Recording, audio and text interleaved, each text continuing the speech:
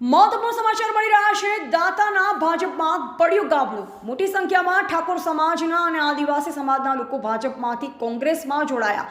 કોંગ્રેસના ઉમેદવાર ગેનીબેન ઠાકોરે દાતામાં કોંગ્રેસ કાર્યાલય કર્યું શરૂ। મોટી સંખ્યામાં લોકો રહ્યા હાજર। ગેનીબેન તુમ આગે बढ़ो हम तुम्हारे साथ ના નારા લગાયા। દાતામાં ગેનીબેને સભા યોજી। સભામાં ભારે ભીડ જોવા મળી। દાતાના ધારાસભ્ય કાંતિભાઈ ખરાડી તેમજ કોંગ્રેસના અનેક આગેવાનો રહ્યા હાજર। સૌથી વધારે લીડથી જીતીશું। माँ जगदम्बा 51 शक्ति माँ अंबाजी बेटी होय એ રખોપા બધા ના કરે ત્યારે આ એક લોકશાહીનો ભાગ છે।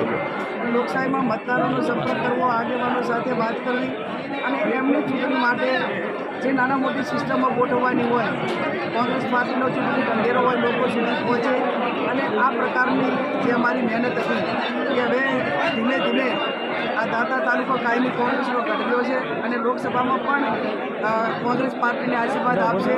અહીંયા ભૂતકાળની અંદર અનેક કોંગ્રેસની સરકાર હતી ત્યારે 2009માં કેન્દ્રમાં કોંગ્રેસની સરકાર એ ટાઈમે આદિવાસીઓ માટે, ઓબીસી માટે અનેક પ્રકારના કાયદાઓ, જંગલ જમીન એ પોતે જે હક ધરાવતા હોય, માલિકી ધરાવતા હોય અને અથવા તો જે કબજો ધરાવે એ અમને રેગ્યુલેશન થાય, શિક્ષણ મળે, આરોગ્યની સુવિધાઓ મળે, આદિવાસીમાં સ્થાનિક લેવલે રોજગારી મળે, આ તમામ પ્રકારના કાયદાના રૂપમાં એમણે જ્યારે જોગવાઈ કરી હતી ત્યારે ક્યાંક ને ક્યાંક એ કાયદાનો અમલ નથી થતો। દાતા વિસ્તાર એ બહુ હું માનું ત્યાં સુધી અત્યારે પણ ક્યાંક ને ક્યાંક જે બીજા વિસ્તારો કરતાં ઘણો જ પછાત છે અને ઘણો પછાત છે। ત્યારે વ્યક્તિગત રીતે કે એક પ્રોજેક્ટના ભાગરૂપે આ જીરા ગ્રાઉન્ડ ઉપર જે યોજનાઓ છે, યોજનાઓ કોઈ પણ સરકારની રહેવાની, પણ એનું અમલીકરણ જે લોકો સુધી પહોંચે, એનો લાભ મળે, એ ક્યાંક ને ક્યાંક જે સિસ્ટમના અભાવે જે તકલીફો છે એમાં પણ અમે જેટલું થાય એટલો પૂરેપૂરો પ્રયત્ન કરીશું। પણ બનાસકાંઠા સમગ્ર જિલ્લો આ વખતે તમે જુઓ તો નડાબેટથી અંબાજી સુધી તમામ લોકો તન મનને ધનથી જ્યારે મદદ કરી રહ્યા છે, આશીર્વાદ આપી રહ્યા છે, ત્યારે 100% કાર્યાલયનું જે ઉદ્ઘાટન ઓપનિંગ એ ઉગતા સૂર્ય સામે થયું છે ત્યારે મને સુકનમાં હું ક્યાંક ને ક્યાંક માનું છું અને મને પોતાને ખબર નથી પણ છતાં એ રીતે થયું છે તો 100% મને ભરોસો છે કે મા જગદંબાના આશીર્વાદ એ કોંગ્રેસ પાર્ટી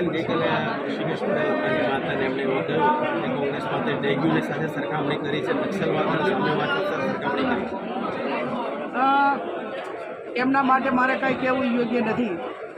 નક્સલવાદ ડામવા માટે અમારા વડાપ્રધાનો શહીદ થયા છે।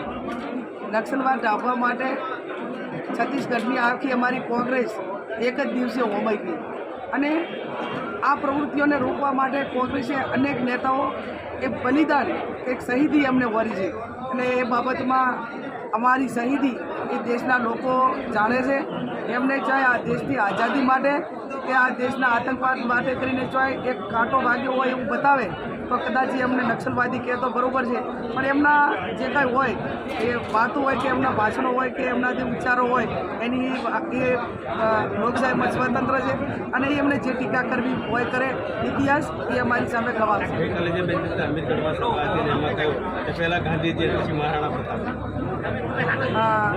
મને કોઈ વાતનો ખ્યાલ નથી। ગામમાં જે આવે છે ભાજપવાળા પેલા ગાંધીજીની રીતે સમજણ પાડવી કે ભાઈ એટલે એ તો સરમુખતાર સાહેબ તો તમે એમના ગળથુથીમાં જ છે। જે ગાંધીજીની હત્યા કરવાવાળા, ગાંધીજીનું નામ એમના મોઢે આવે એ જ મોટી વાત છે કે જે સત્ય અને અહિંસાની લડાઈ આ દેશમાં જેને આઝાદી અપાવી એની હત્યા કરવાવાળા એ ગાંધીજીનું નામ એમના મોઢે ના શોભે। અને મહારાણા પ્રતાપ એ તો એક મહારથી કે જેણે અંગ્રેજો સામે કે બીજા સામે ક્યારેય ઝૂક્યો નહોતો, એના સામ્રાજ્ય માટે, એના પ્રજાને વફાદાર રહેવા માટે એમણે સત્તા ગુમાવી હતી પણ ક્યાંય ઝૂક્યો નહોતો। એટલે મહારાણા પ્રતાપ અને ગાંધીજી એ એમના મોઢે ના શોભે, એ તો ઇતિહાસ જેના નામે ગવાહ હોય એમને જ શોભે।